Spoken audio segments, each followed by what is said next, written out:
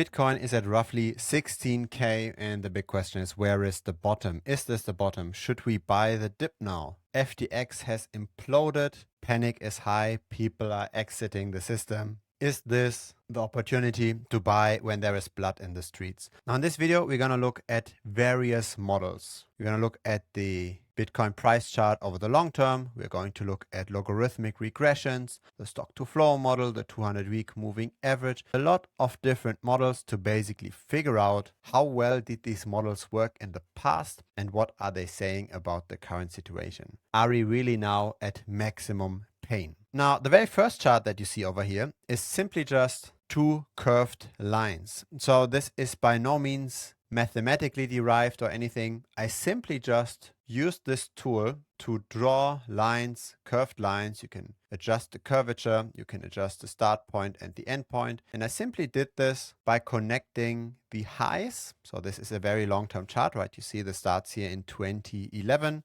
all the way to today on a logarithmic chart. So you can see how the price deltas here increase on that scale. And when we connect these highs, we get one in 2011, one in 2013, then the 2017 top, and then our double top in the last year. And I did the same for the bottoms, right? The bottoms can be connected even better because we are for a longer period of time in these low levels, right? These elevated hype levels only happen for a very brief period of time. We go up, we go down. But at these low levels, we stay for a longer time. This is when the dollar cost averaging happens. And when we connect those levels here, including the Corona crash, then we see we are currently pretty much at the absolute low comparative to the Corona crash. Now, this is of course not scientific at all because there is no consistency in the curvature. We can see how these lines here are going to meet at some point. So there is obviously going to be a time where this model here breaks. But I simply just wanted to show, if you just draw lines, we are now at a pretty extraordinary time. What's important to notice though in all of these models is when we zoom out, when we look at traditional finance, now this is the Nasdaq, we can see that Bitcoin has been in existence only during the period of a bull market basically. This recent drop was pretty much the hardest drop that crypto has ever seen in its whole existence. When we zoom out here and we look at the Nasdaq, say since 1990, you can see here the .com bubble crash. What you see over here is the global financial crisis. These kinds of drops had been slightly higher than what we currently see, right? The global financial crisis saw the Nasdaq going down by 55% roughly. So far, we have seen a maximum drop of 40%.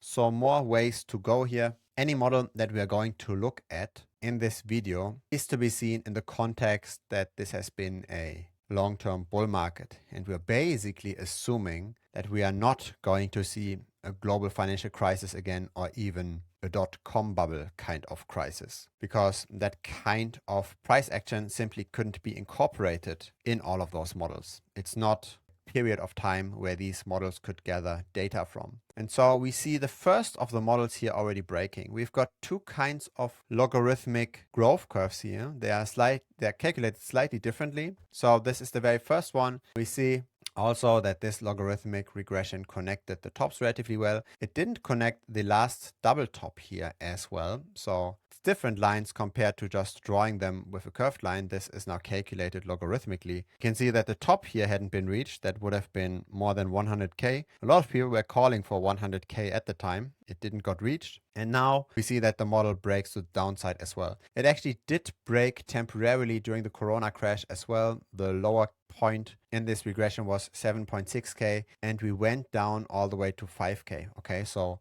1/3 lower than what this regression would have been implied. But now we see a clear divergence. Now we can really see how the model breaks, how we are not anymore within the forecast. Now, this is one logarithmic regression. There's another one that's way more popular. That's the Bitcoin rainbow price chart. Here, the channel doesn't narrow as much as in the other regression model, but it also doesn't encapsulate those two early time hype times as well, right? It mainly looks at the bottom price signaling relatively well, and it does also incorporate the Corona crash pretty well. And in this model, we are also now slightly exiting. So notice how the low point here is at 18 at 17.9k. Let me correct myself here. So the model price is at 17.9k and we are currently at 16k, right? So we have undershot this by quite a bit already, and this did not happen in the past. So this model starts to break as well. If it will break to the same extent as the other logarithmic regression that we have been looking at, we will very soon find out. Now, not every model is breaking, but I want to show one more model that's clearly quite a lot off, and that's Plan B's stock to flow model. So this model is basically looking at Bitcoin,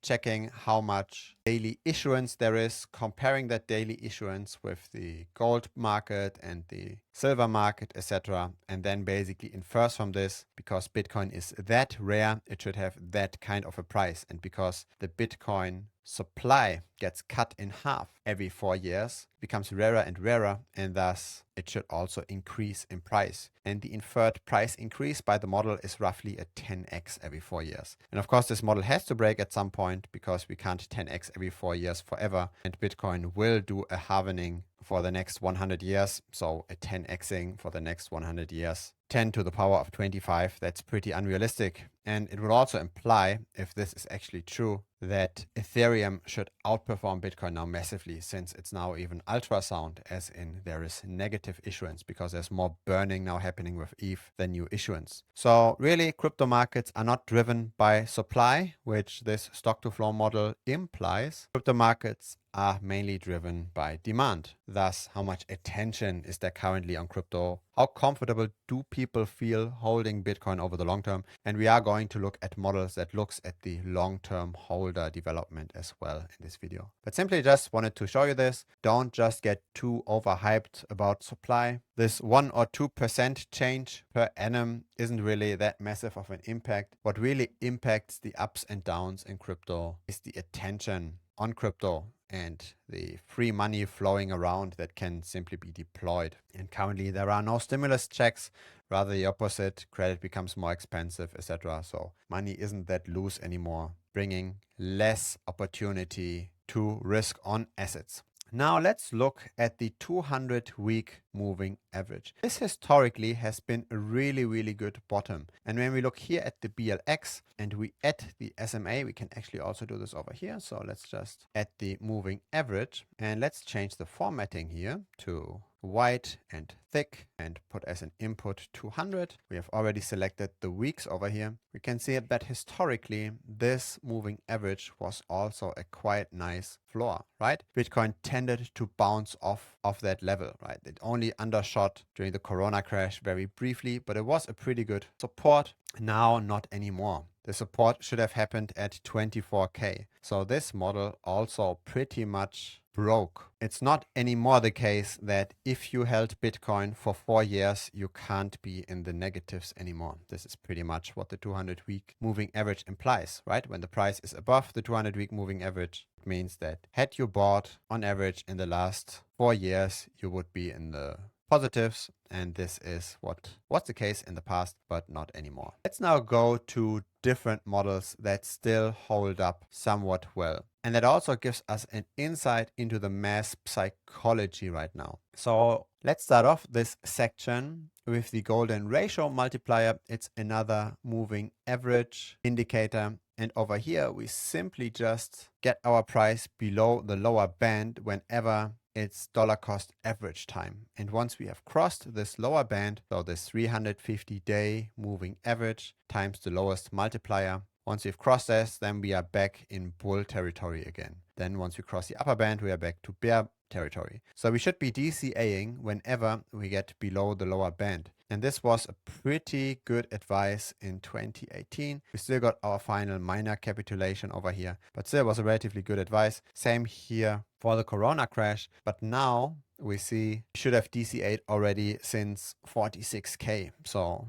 that's more than a 50% drop since then. Doesn't mean DCAing is a bad idea, but it does mean that timing the market just according to moving averages isn't, at least for very long periods, that well fitting anymore because the dynamics around Bitcoin have changed. Bitcoin had pretty much idiosyncratic movements in the early days. It was pretty lowly correlated with traditional finance. This is now very, very different. The reason why we've seen such a nice rally yesterday was because of the CPI numbers, because traditional finance went up massively. The Nasdaq went up by like 7.5% in a single day. That's the reason why Bitcoin was able to recover in that single day quite a bit as well. So the correlation is now increasing, even though we still have idiosyncratic movements like the FTX collapse. Still, Bitcoin is less dynamic, and so we can't just assume that it will work the exact same way in terms of moving averages, in terms of price dynamics as it used to work in the past. Now let's look at this minor capitulation, because this is what drove the price down at the end of 2018.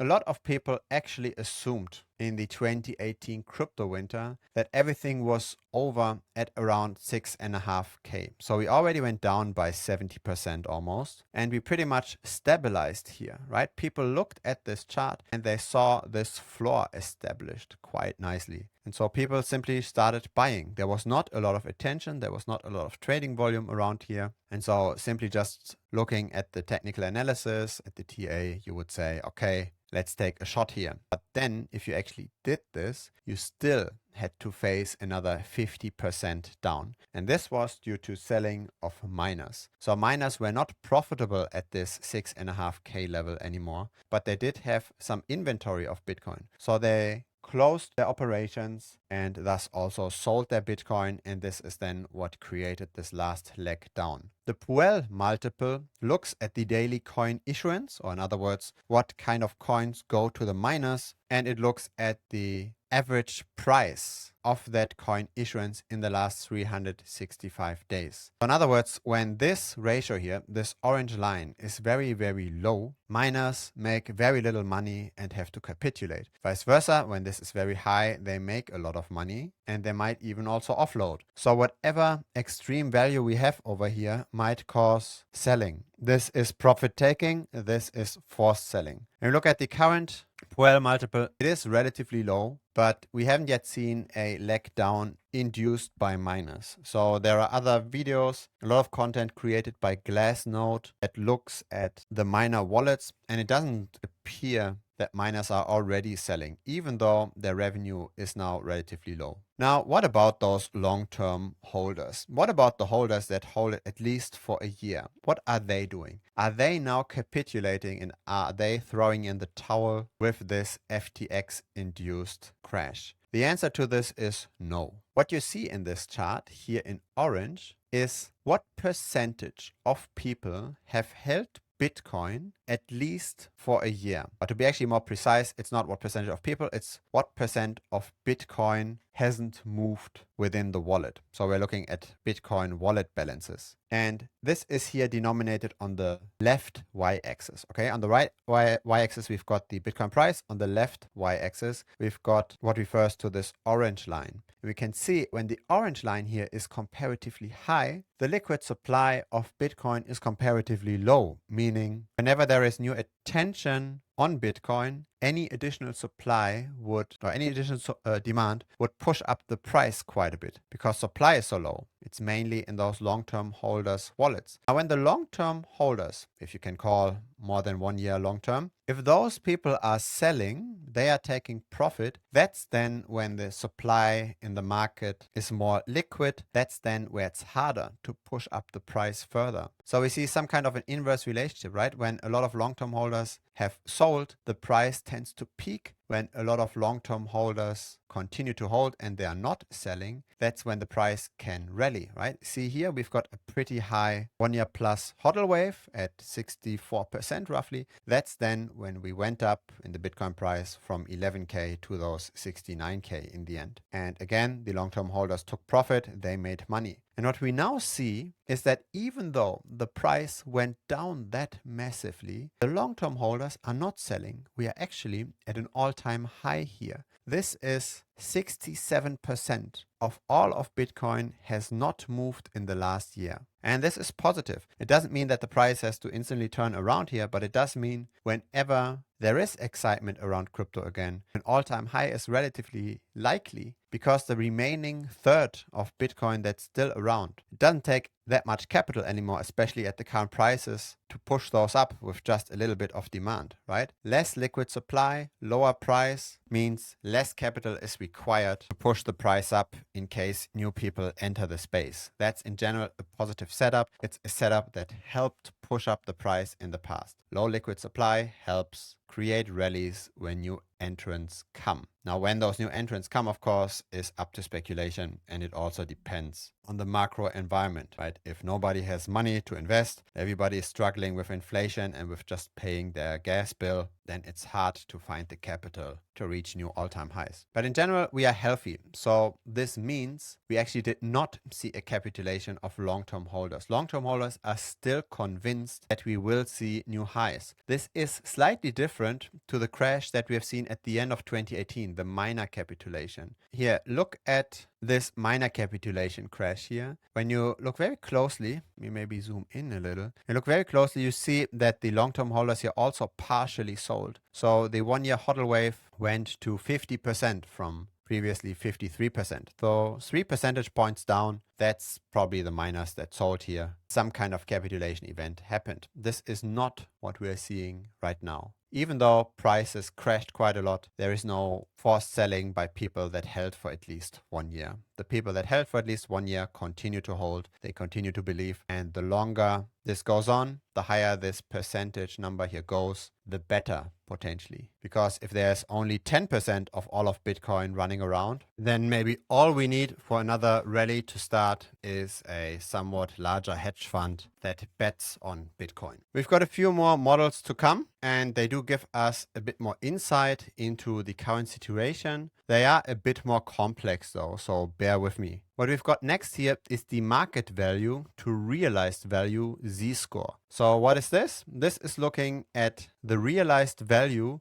relative to the price movement, as in how active is the movement of the price, the standard deviation of the price, how much fluctuation do we have in the market. What's the realized value? The realized value is the average price that people have sold their Bitcoin for. So in other words, when the realized value is higher than the current price, then the market as a whole is currently in losses. And the same is true the other way around. When the price is above the realized value here being the blue line, then the market as a whole is in profits. Currently, the price is below the realized value, which historically has been a good time. Because as we have already seen in the prior chart, people tend to not sell their Bitcoin when they are in losses. It kind of looks dumb to buy high and sell low. And so if you don't have to sell low, and you see that over more than 10 years, the price tends to go up because Bitcoin isn't as inflationary as fiat. Fiat gets printed way quicker than Bitcoin, and thus you expect Bitcoin in the end to return to new highs if it stays around. Then why would you sell in case you're in losses? And why would the market as a whole sell? And the market as a whole is in losses. Now you want to set this to the general standard deviation simply to get a feeling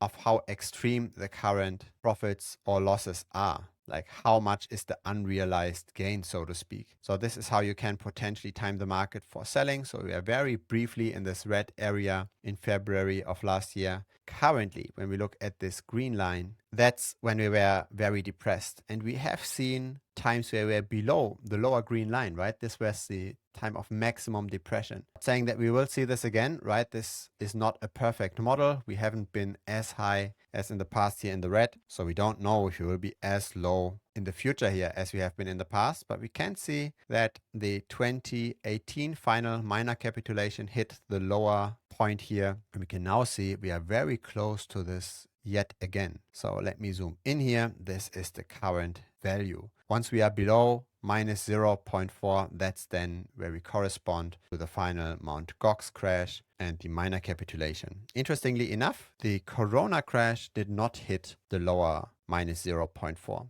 But this model is still intact. So logarithmic regressions are now fighting whether or not Bitcoin can grow as quickly in the future as it has in the past. This realized score now says really this is maximum pain, so to speak. There is maximum unrealized losses. And the reason why I say that selling doesn't happen that much when the price is below this realized price, why people don't sell for their losses, why they don't realize losses, is because we rarely see this blue line actually going down, right? When the price is below the blue line, and now you would realize the losses, the blue line should fall quite quickly. And it does fall, but it falls very, very slowly. So people are very, very reluctant to sell in losses. Usually we simply just see a flat line, and it's the same right now. So I expect the supply to continue to stay tight. What happens with demand, of course, is a big question, and that's very much something that has to be answered in the global macroeconomic picture.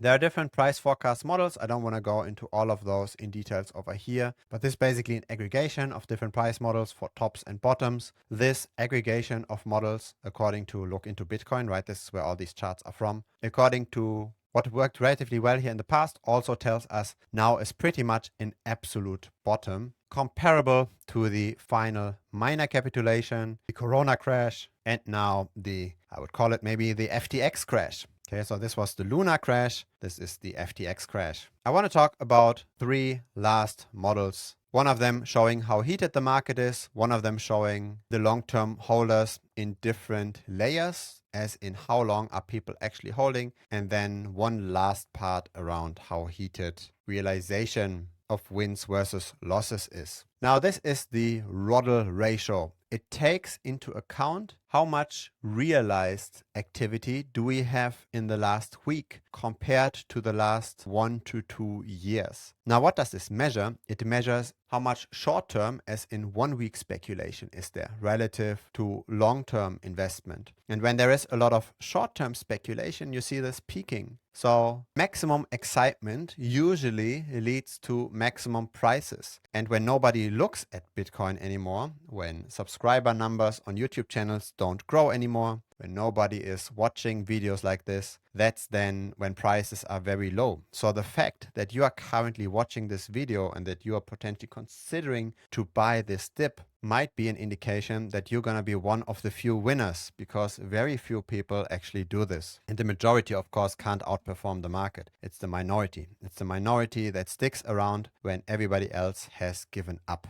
And so we are at low levels here once again. We have been even lower after Mt. Gox and Silk Road collapsed. So that was basically a year after that collapse. Nobody was looking at Bitcoin at all anymore at that point, but we are still comparatively low, similar to the final minor capitulation. Just wanted to bring that out. So just because you are watching doesn't mean a lot of other people are. You buying the dip here is definitely a contrarian move, a move against the masses. The masses are simply not caring about crypto at this moment. There's a lot of 1 to 2 year realized people than 1 week. Nobody trades Bitcoin on these short time frames anymore. There's simply too little excitement. Now let's look at the hodl waves, but this time not just at the 1 year plus hodl wave. We can in this chart segregate this by different holding periods. And this is pretty useful because it tells us a story about Bitcoin inflation that you might not yet have heard of. So you know how Bitcoin is halvening every 4 years, but who's actually telling you how much Bitcoin has been lost? Because wallets get lost all the time, especially in the early days when Bitcoin wasn't really worth much. People simply just stored this on their computer, and the computer might then get trashed, might break, the private keys are gone.